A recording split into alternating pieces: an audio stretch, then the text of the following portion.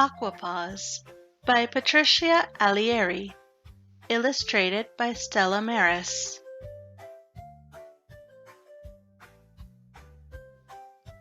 Aqua Paws loved the water. He loved splashing, diving, and surfing. There was just one thing he didn't love about the water: crabs. Their tiny claws scared him, and he was always afraid one was going to pinch him.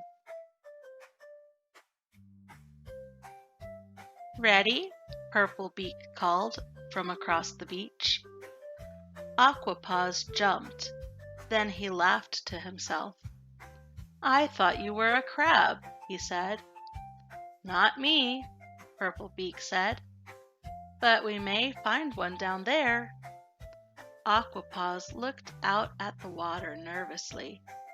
"Come on," Purple Beak called. "You don't want to miss the flowers, do you?"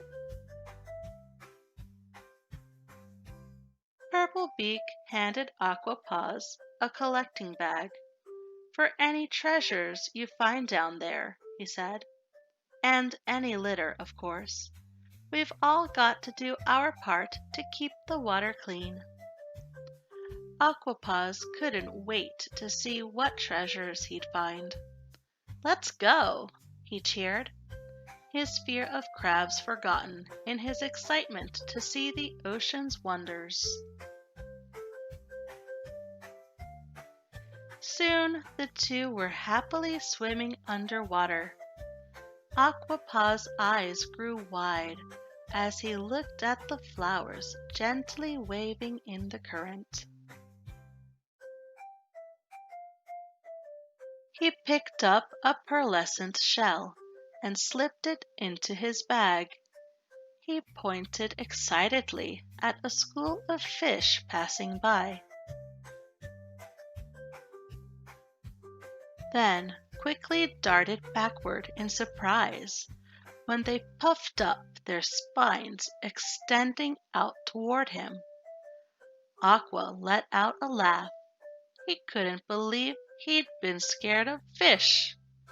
Aqua Paws spun around, taking in the wonders, and stopped dead in his tracks. Below him was a crab, a big crab. Aqua Paws started to back away. Maybe he could escape before the crab saw him.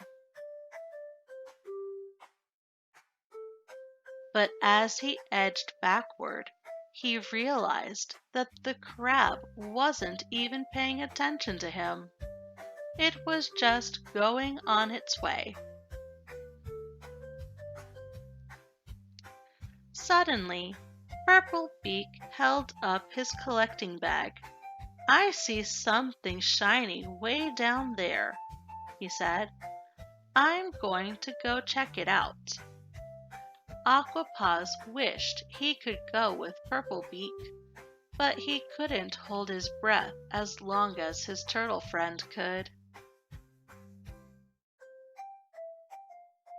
That meant he'd have to stay here, all alone. Aqua Paws swam toward the seabed. Soon he had found a key, a metal button, and an aluminum can. Just then, Aqua Paws saw something on the seabed. It looked like plastic. Remembering what Purple Beak had said about litter, Aqua Paws reached into the seagrass to get it. Aqua Paws' foot snagged in the plastic and got stuck. He cast his eyes around frantically. He needed help, but he was all alone. Purple Beak was still diving for treasure. Then Aqua Paws saw it, the crab. It scuttled toward him, claws snapping. Aqua Paws flinched at the clicking of the crab's claws. He held his breath, trying to pull free, but he only got more tangled. The crab drew closer and closer until finally it reached out its claw. Snip! The crab had cut him free. Aqua Paws lunged for the shore. Throwing off his mask, he breathed deep gulps of air.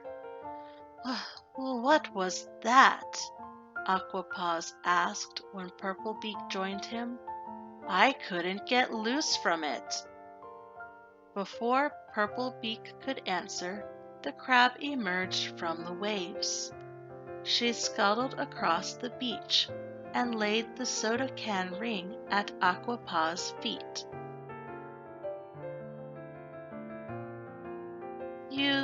You saved me, Aqua Paws said. Why would you do that? The crab shrugged. We all have to take care of each other and our oceans. And with a slow one-claw wave, she made her way back to the water. Aqua Paws sat for a long time thinking about the crab. Maybe he'd been wrong. Maybe crabs weren't so bad after all. You know, Aqua Paws said, I think I'm ready to get back out there. What do you say, Purple Beak? Purple Beak? Aqua Paws called. Where did you go? Across the sand, Purple Beak called out, Last one in's a rotten turtle egg. Aqua Paws grinned as he threw on his mask and fins. He couldn't wait to get back out there.